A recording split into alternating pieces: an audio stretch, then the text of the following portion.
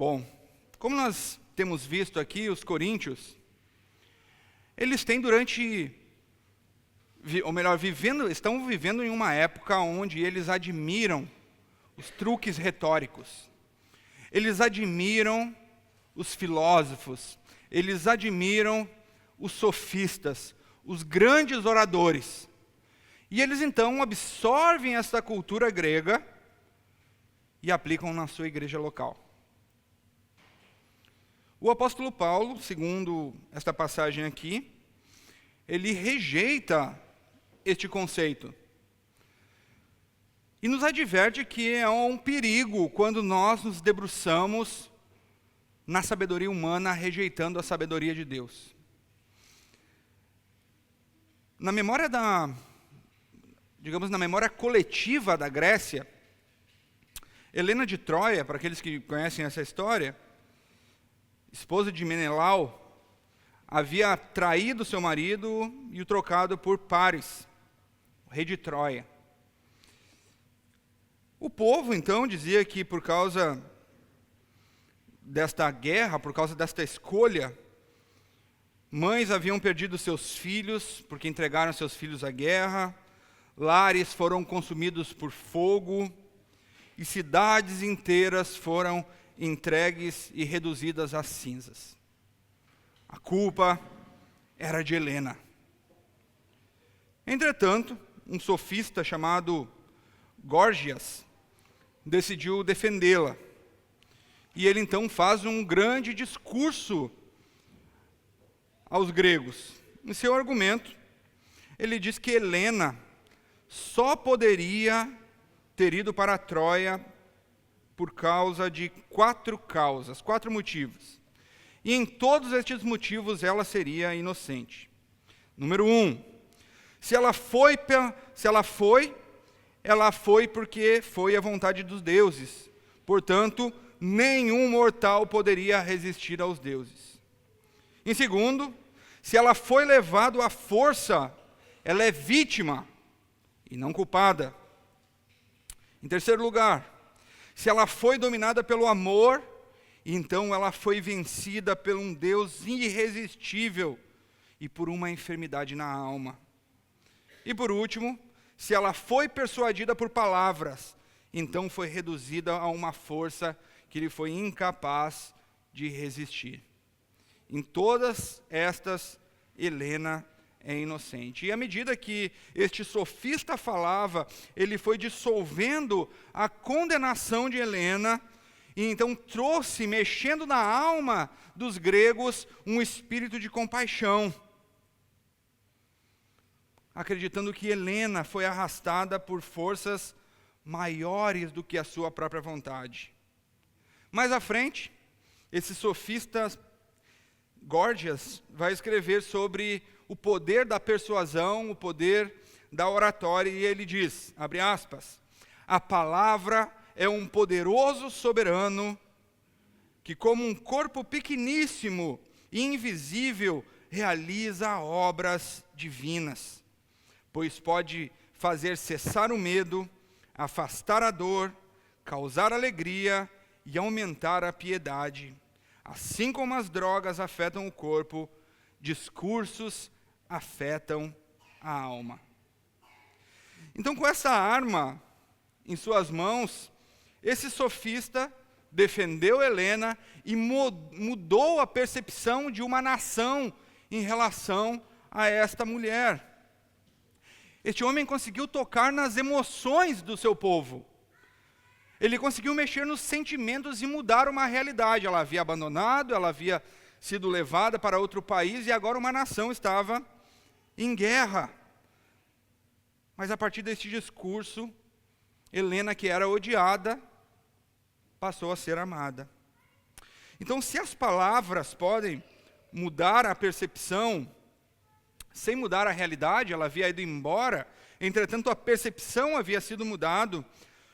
Quando nós temos o cristianismo baseado apenas na sabedoria humana, esse cristianismo se torna frágil. Se o cristianismo é baseado em discursos, em argumentações poderosas, em truques retóricos, esse cristianismo, ele é palha. E era justamente este cristianismo que a igreja de Corinto estava buscando. Uma igreja que estava fascinada pela eloquência, pela persuasão, pela habilidade, pelas palavras que mexiam na alma. Então, nesta manhã, o que nós veremos é que a mensagem de Cristo, este Cristo crucificado, nos chama a rejeitar a sabedoria humana, nos curvar diante de Deus e confiar no poder do Espírito Santo. Porque foi exatamente isso que o apóstolo Paulo fez. Então, se a cruz, ela nos chama a rejeitar essa sabedoria humana, então nós devemos começar a rejeitar justamente o que o apóstolo Paulo rejeitou. E a pergunta então é, o que o apóstolo Paulo rejeitou? Então a primeira coisa que nós veremos aqui é que Paulo rejeitou a sabedoria humana para anunciar a cruz. Ele renuncia à sabedoria humana para anunciar a cruz. E é o que ele nos fala no verso 1 e 2. Não o fiz com ostentação de linguagem ou de sabedoria. Decidi nada saber, a não ser Jesus Cristo e este crucificado. O apóstolo Paulo, ele rejeita a ostentação retórica, recusando transformar o evangelho do nosso Senhor Jesus Cristo em uma plateia encantada por palhaços. Porque é justamente isso que acontece quando a igreja se submete à sabedoria humana. Onde bons oradores, onde pessoas que dominam a linguagem humana, dominam a arte da argumentação, tomam o lugar da igreja e a igreja absorve a cultura mundana. O apóstolo Paulo, ele rejeita esta sabedoria humana. O apóstolo Paulo, ele rejeita a ostentação da retórica humana. Estes oradores, eles eram avaliados, eles passavam de cidade em cidade, e eles eram aplaudidos pela capacidade de impressionar as pessoas. Muitos destes sofistas, eles eram aplaudidos porque eles falavam grandes discursos e eles começavam em uma grande introdução. E logo levavam as pessoas às lágrimas. Em poucas palavras depois, as pessoas estavam sorrindo. E ele então levava novamente as pessoas às lágrimas. E então trazia essas pessoas à alegria novamente. E era exatamente isso que a igreja de Corinto estava procurando. Então o apóstolo Paulo diz: olha, eu não vim até vocês, eu não usei ostentação de linguagem. Eu rejeito este modelo. Então, ao recusar competir com estes sofistas, o apóstolo Paulo protegia o evangelho de ser confundido com um espetáculo que os gregos aplaudiam. Mas Paulo rejeita também a sabedoria humana como caminho de salvação. Essa sabedoria humana exaltava a habilidade destes filósofos, destes sofistas, destes oradores, em explicar uma realidade e encontrar um sentido para a existência humana longe de Deus, longe da dependência de Deus. E o apóstolo Paulo vai na outra direção, dizendo que não há como nós encontrarmos explicação para esta realidade longe da realidade da cruz. Não há como encontrar dependência nos nossos sentimentos, nas nossas emoções, nas palavras de persuasão longe da cruz. Porque a cruz, ela condena, ela confronta, declarando que o problema da humanidade não é apenas a ignorância ou a dificuldade de entender, compreender discursos, mas o pecado que ofusca a realidade da humanidade e nos mantém longe de Deus. Mas Paulo também rejeita qualquer mensagem onde a cruz não esteja no centro. E é por isso que ele declara: decidi nada saber senão o Cristo crucificado. Ele não está negando as outras verdades. Ele não está negando a necessidade de estudar. Ele não está negando a revelação geral e a capacidade que Deus nos deu para raciocinar, para organizar as palavras. Mas o que ele está dizendo é que esta cruz é a forma que nós devemos enxergar o mundo. E não depositar a nossa esperança, a nossa fé nestas articulações, mas na cruz do Calvário. Pois esta cruz é o centro, esta cruz está em cima do cume, e é para lá que os nossos olhos devem estar voltados. Então esta cruz, ela é o óculos, como eu citei, em outras vezes o óculos, que revela justamente quem Deus é, qual é a sua vontade, e quem nós somos diante dele. Sem a cruz, todo o cristianismo desmorona. Todo o cristianismo desmorona. Então o apóstolo Paulo, ele rejeita esta ideia. E é justamente isso que nós precisamos fazer. Nós precisamos rejeitar estas ideias que todos os dias, há centenas e milhares de anos, tentam invadir a igreja. Nós vemos isso no século IV, onde a igreja enfrenta uma das suas maiores crises. Então há uma grande controvérsia, a controvérsia ariana, que ensinava que Cristo, ele não era eterno, nem plenamente Deus, mas a mais exaltada das criaturas. Um grande discurso. Muito mais de 60% da igreja já havia se tornado ariana. A ideia, ela parecia razoável, soava bem filosoficamente, era politicamente conveniente.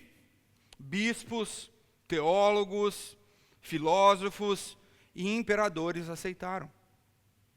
Todos aceitaram. Mas havia um homem, Atanásio, um jovem bispo de Alexandria, que recusou-se a ceder e rejeitou esta ideia.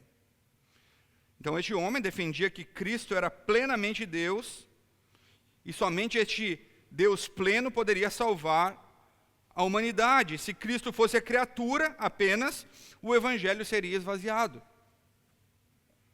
E então alguns de seus amigos olharam para ele e falaram: o mundo inteiro está contra você, Atanásio. E então a resposta de Atanásio é: e então eu serei contra o mundo. Algo que ficou conhecido como Atanásio contra mundos. Ele contra todos. Mas hoje o que nós vemos é o contrário. Nós vemos uma igreja que não rejeita a cultura. Nós vemos uma igreja que deve rejeitar a cultura na sua parte ruim. Mas a igreja, de forma geral, ela quer um Cristo que seja o seu mentor motivacional, um terapeuta emocional ou um símbolo de inclusão social. Um Cristo bonzinho, ao contrário do que as Escrituras nos mostram como o Senhor soberano, o Deus encarnado e um rei que exige arrependimento e fé. Este é o Cristo pregado por Atanásio. Este é o Cristo pregado pelo apóstolo Paulo. Então a igreja, e você, a igreja, precisa rejeitar um evangelho transformado em espetáculo. Luzes, produção, carisma do pregador, até podem impressionar, mas não podem regenerar um pecador. Então a cruz, ela não é performance, mas segundo a palavra de Deus, ela é o próprio poder de Deus. Então, todas as vezes que o púlpito se torna show e a igreja torna-se num comércio, o evangelho deixa de ser ofensivo e então perde a sua glória. O evangelho é contra, ou melhor, o evangelho é supracultural. Então nós precisamos rejeitar qualquer evangelho que se torne uma mera terapia. O evangelho ele pode e consola muitas pessoas, mas antes disso ele confronta o pecador com o seu pecado, e é o que o apóstolo Paulo declara quando ele levanta esta cruz, que declara que o ser humano não é apenas, ele não apenas precisa ser sarado do seu trauma, ele não apenas precisa ser curado da sua autoestima ou da sua ignorância, mas ele precisa ser perdoado pelos seus pecados, para que ele possa ser salvo. Então nós precisamos rejeitar a sabedoria humana, e isso então nos leva à dependência de Deus. E é exatamente o que o apóstolo Paulo nos mostra na segunda parte, no verso 3. Paulo curvou-se em dependência diante de Deus. Estive entre vós em fraqueza, temor e grande tremor. Estive entre vós em fraqueza, tremor e grande tremor. Então o que nós vemos aqui é que o apóstolo Paulo, ele curva-se diante de Deus, revelando a sua fraqueza diante da igreja. Ele poderia se apresentar como um grande orador. Ele poderia se apresentar como alguém que possuía cidadanias diferentes. Ele poderia se apresentar diante da igreja como aquele que havia estudado nos pés do maior teólogo da sua época. Ele poderia se apresentar como alguém que falava vários idiomas, mas ele prefere se apresentar em fraqueza, temor e grande temor, revelando a sua fraqueza. Os sofistas, eles mexiam na alma. Os sofistas, eles transformavam a percepção da realidade. Eles falavam aquilo que as pessoas queriam ouvir. Eles eram poderosos nos seus argumentos. Paulo, porém, ao contrário, ele admite a sua fraqueza. Essa fraqueza ela pode incluir, talvez, limitações físicas, oposição ministerial, ou talvez aqui a profunda consciência da sua insuficiência de converter um coração, que é incapaz de ser convertido por meio de influência. Então, longe de ser um espetáculo, essa fraqueza ela evidenciava que o poder de Deus não estava no mensageiro, mas na palavra trazida por este pregador.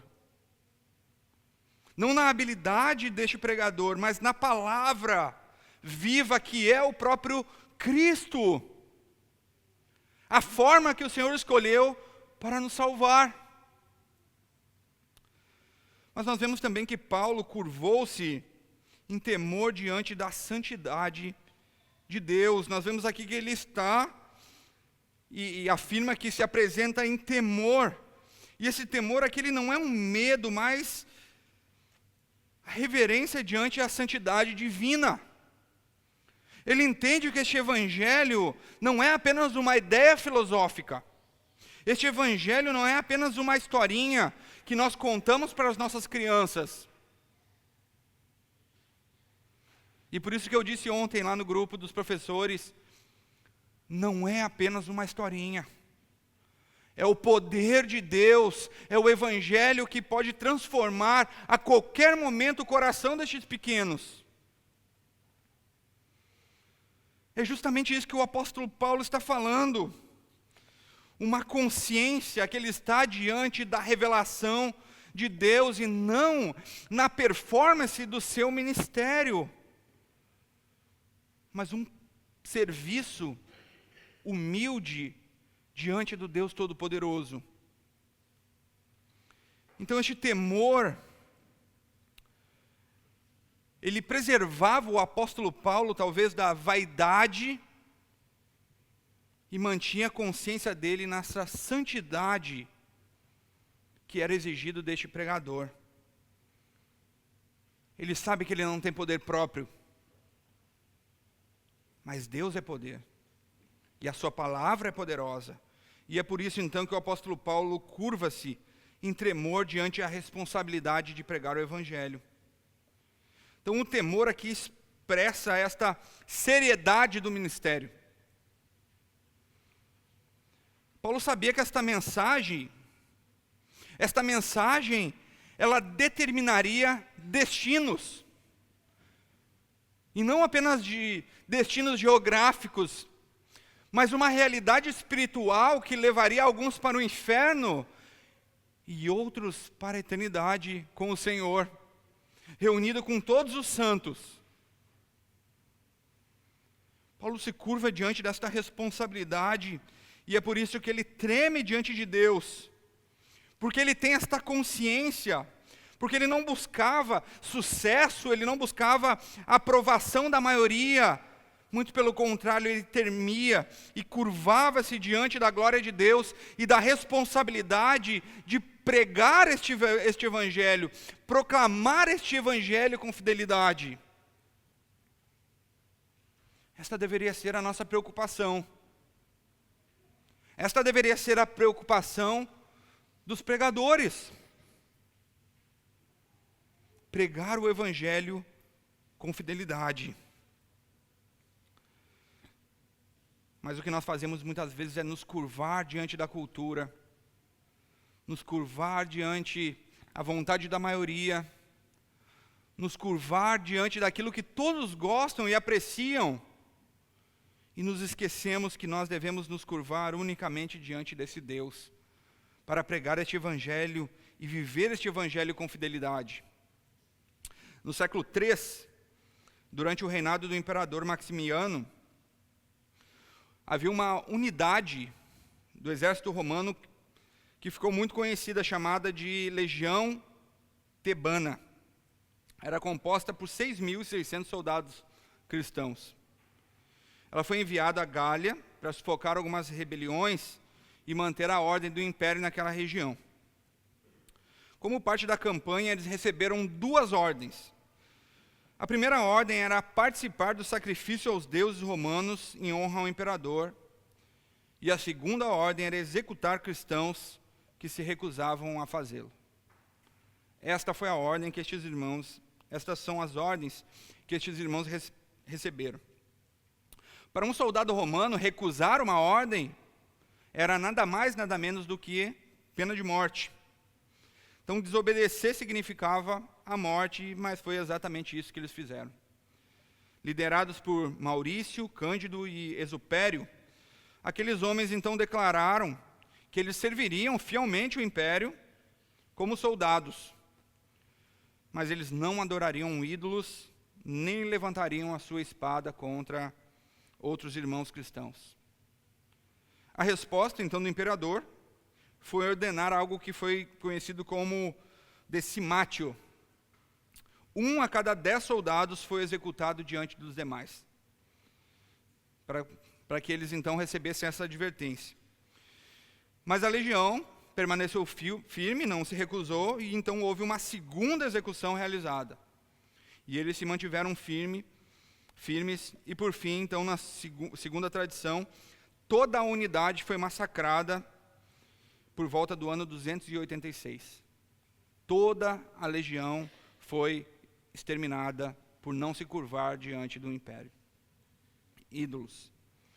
Então, eles poderiam ter poupado a sua vida, eles poderiam ter usado argumentos, eles poderiam fazer algo simbólico. Vamos só queimar só um incensozinho, o que tem? Não há problema nenhum. Eles poderiam só dar uma dobradinha no joelho. Qual o problema? Depois nós continuamos, nós fingimos aqui e continuamos o nosso trabalho. Ninguém perde a vida, nossa família vai nos encontrar quando nós chegarmos em casa. Mas não foi o que esses irmãos fizeram. Se curvar diante dos ídolos e obedecer às ordens do império era um sinal de deslealdade ao Senhor. Então Paulo, quando ele escreve aos Coríntios em fraqueza, o que ele está dizendo é que esta igreja ela precisa se curvar diante do reconhecimento da sua própria limitação, diante da sua insuficiência e da sua dependência em Deus. Não em argumentos, não em grandes oradores, mas na palavra de Deus. Então você, nesta manhã, você precisa se curvar diante da santidade de Deus, ao contrário de encontrar aprovação cultural. A coisa mais fácil desse mundo é você encontrar pessoas que vão lhe aplaudir. A coisa mais fácil do mundo é fazer aquilo que todos fazem. A coisa mais fácil do mundo é você ser aplaudido por aquilo que todo mundo ama fazer.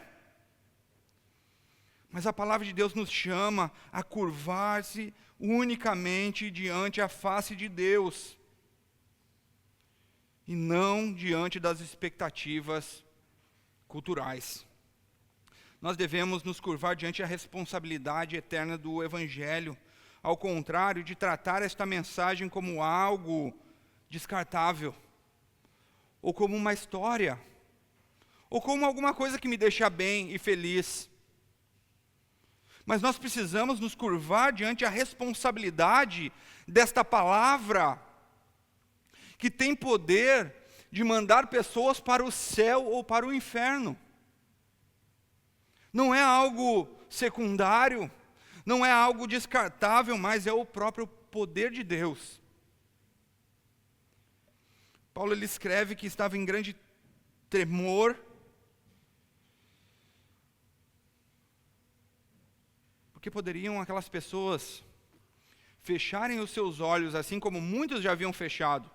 E é o que ele dirá em 1 Coríntios 11. Pessoas que já dormiam poderiam fechar os seus olhos nesta terra e abrir os seus olhos numa eternidade de tormento. E isso serve para nós. Isso serve para todos aqueles que trabalham na igreja. Isso serve para nós presbíteros. Isso serve para os músicos. Isso serve para as professoras, professores, superintendentes, diáconos, irmãos do som. Todas as áreas da igreja, do café da manhã, qualquer área. A responsabilidade de estarmos fazendo para aquele que é o Deus Todo-Poderoso. E não algo secundário, não algo que pode ser simplesmente descartado ou desconsiderado à medida da nossa própria vontade. Nós precisamos nos curvar diante desta responsabilidade, deste evangelho poderoso. Então, depois de rejeitar a sabedoria humana e curvar-se em dependência, em terceiro lugar, o apóstolo Paulo confiou no poder do Espírito Santo e não nas bajulações. Os versos 4 e 5. E não consistiram em linguagem persuasiva, mas em demonstração do Espírito de poder. O apóstolo Paulo, ele confia no Espírito Santo, ele confia no poder do Espírito Santo e não nas bajulações, não apenas nas palavras, não apenas na persuasão retórica, assim como os sofistas faziam. Ele sabia que estas palavras poderiam convencer. Ele sabia como nós somos frágeis. Ele sabia como nós somos fáceis de ser conduzidos pelas bajulações, pelas palavras, pela conveniência. Assim como aqueles irmãos coríntios. Mas o apóstolo Paulo, ele nos mostra que esta persuasão, ela pode até enganar momentaneamente. Ela pode até influenciar a sua vida momentaneamente, mas o apóstolo Paulo rejeita estas técnicas, porque estas técnicas elas são vazias. Ele sabia que apenas o Espírito Santo poderia verdadeiramente transformar a vida de um homem, de uma mulher, de um jovem, de uma criança, de forma sobrenatural. Os argumentos, eles até podem persuadir a mente. mas somente o Espírito Santo pode regenerar um coração. Então, ao confiar no Espírito Santo, o apóstolo Paulo, ele preserva o evangelho de tornar-se apenas uma filosofia, uma ideia, um lugar para nos reunirmos para falarmos sobre. Muitas pessoas amam teologia. Nós vemos isso, eu vejo isso no seminário, eu vejo isso na internet, vocês veem isso. Mas se nós não confiarmos no Espírito Santo e vermos isso com responsabilidade, o Evangelho torna-se apenas uma filosofia, como tantas outras. O apóstolo Paulo, ele confiou na demonstração do Espírito Santo para transformar vidas, e é por isso que ele fala, olha, quando eu fui até vocês, eu fui em demonstração do Espírito. E ele não se refere aqui a um espetáculo visível. Ele não está falando sobre isso, sobre a nossa percepção do século 21, sobre a ação do Espírito Santo, mas de uma transformação real na vida daquelas pessoas. Os coríntios haviam experimentado verdadeiramente demonstrações desse Espírito. Pessoas envolvidas nos mais diversos e repugnantes pecados. Agora haviam sido poderosamente transformados pela ação do Espírito Santo. E é por isso que o apóstolo Paulo diz, olha, isso não é discurso. O discurso não pode fazer isso. A argumentação não pode fazer isso. Mas o Espírito Santo pode. O Espírito Santo pode trazer pecadores ao arrependimento. O Espírito Santo pode reconciliar uma comunidade quebrada. O Espírito Santo deve reconciliar vocês que estão divididos. Porque este é o grande tópico aqui. Enquanto vocês ficam buscando quem eu sigo, quem eu sirvo,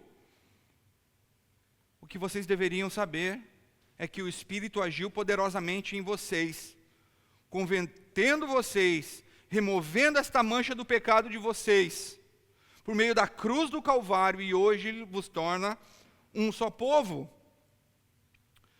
Então Paulo confiou que a fé genuína, ela se fundamenta apenas no poder de Deus. Então, se a fé fosse construída pela habilidade do pregador, certamente esta fé seria uma fé frágil,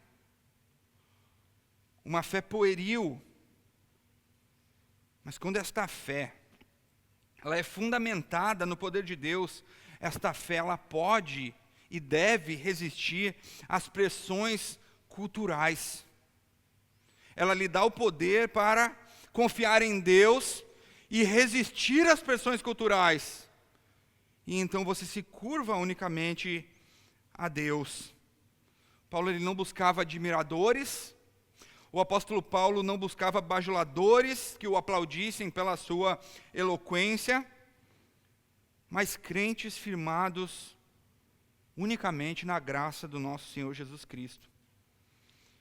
Ele sabia que somente uma fé fundamentada no Espírito Santo poderia verdadeiramente ajudar os crentes em momentos de crise.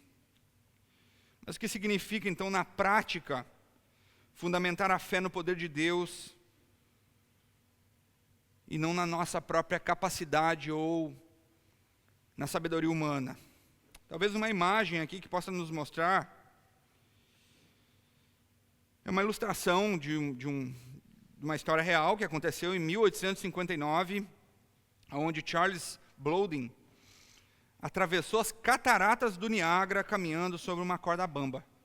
Não sei se você conhece essa história, mas ele atravessa as cataratas, mais de 45 metros de altura, e a multidão aplaudia, maravilhada, e ele faz essa travessia e então repete. E então, de forma mais ousada, ele carregou nas costas o seu próprio empresário, Harry Colcord. Então, na travessia, esse homem, então, dá uma instrução clara. E ele diz: você não é mais Colcord, você é Blodlin. Não tente se equilibrar sozinho. Se eu me inclinar, se incline comigo. Confie totalmente em mim. E ali estava então a diferença entre admirar uma pessoa e confiar plenamente. Então a multidão aqui acreditava que ele conseguiria. Colcord teve que se entregar completamente, e ele não poderia se equilibrar. Se ele tentasse, ambos cairiam. E eles atravessam. Então o que nós aprendemos sobre isso? Nós aprendemos que nós não podemos, de forma alguma, confiar na sabedoria humana. Nós não podemos confiar em nós mesmos. Nós devemos confiar unicamente em Deus. Unicamente em Deus. Se Ele nos mover, se Ele se mover, nós nos movemos. Se Ele ficar, nós também ficamos. Se Ele caminhar mais rápido, nós caminhamos.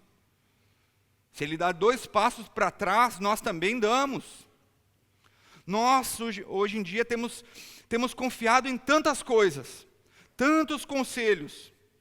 Quantas mães têm confiado em métodos pedagógicos, confiando que dará certo na educação dos filhos, rejeitando muitas vezes a palavra de Deus. Então, se você é mãe, você pode ter métodos pedagógicos. Esse não é o problema. Mas confie unicamente no poder do Espírito Santo. Confie unicamente no poder do Espírito Santo na educação dos seus filhos. Para nós adultos, nós confiamos, e não apenas os adultos, os jovens, os adolescentes também, confiamos muitas vezes naquilo que o nosso coração nos diz. Confiamos nas nossas emoções, nos nossos sentimentos, mediante as dúvidas. O que nós precisamos é confiar no Espírito Santo, no poder de Deus. E para os entusiastas, que têm acompanhado muitos homens e mulheres de Deus mundo afora, especialmente na internet, não confie na popularidade dos pregadores. Não confie na popularidade dos pregadores. Confie unicamente na palavra de Deus e no poder do Espírito Santo. Confie neles. O apóstolo Paulo, ele está criticando fortemente o culto à personalidade. Quem é Apolo? Quem é Cefas? Quem é Paulo? Não confie, não deposite a sua esperança em homens. Então, para finalizar, Górgias, o sofista, ele provocou aquela multidão através da emoção. Ele provocou os gregos, ele provou que palavras, elas podem até mesmo absolver culpados, sem mudar completamente a realidade. Ele não mudou os fatos sobre Helena, apenas mudou a percepção da multidão, e isso foi o suficiente. O sofismo do passado, ele vestia túnicas gregas, caminhavam num estilo muito próprio, eles falavam nas praças, mas o sofismo moderno, ele veste ternos caros, roupas de grife, acumulam riquezas, estúdios iluminados, plataformas digitais, e prometem sabedoria, sabedoria, sabedoria. Ontem, eles prometiam um tipo de sabedoria, e hoje eles prometem autoestima, eles prometem sucesso, eles prometem um Cristo ajustado ao gosto do consumidor. Mas continua fazendo a mesma coisa, continuam fazendo a mesma coisa, encantando a mente, enquanto esvaziam a verdade. Então, contra essa ideia, o apóstolo Paulo se levantou com apenas uma mensagem: Cristo crucificado. Porque os discursos podem convencer multidões, mas somente a cruz do Calvário pode salvar pecadores. Por isso a mensagem deste Cristo crucificado, ainda que muitas vezes tente ser deturpado pela maioria, nesta manhã o Senhor nos chama a rejeitar a sabedoria humana, nos curvar em humildade diante de Deus e confiar no poder do Espírito Santo, pois somente assim esta fé permanecerá firme e todas as outras vozes se calarão. Vamos orar? Senhor nosso Deus e amado Pai, nós nos colocamos mais uma vez diante de Ti. Pedimos, ó Deus, para que o Senhor nos ajude, Senhor, nesta manhã. Que o Senhor nos ajude, Senhor, a nos curvar diante do Senhor e do Senhor apenas. Que o Senhor nos ajude, Senhor, a rejeitar a sabedoria humana. E que o Senhor, ó Deus, nos ajude a confiar no poder do Seu Espírito Santo em todos os aspectos da nossa vida. Senhor, nós precisamos de Ti. Nos ensina, Senhor, e nos ajuda, em nome de Jesus. Amém. Vamos nos colocar em pé, receber a bênção.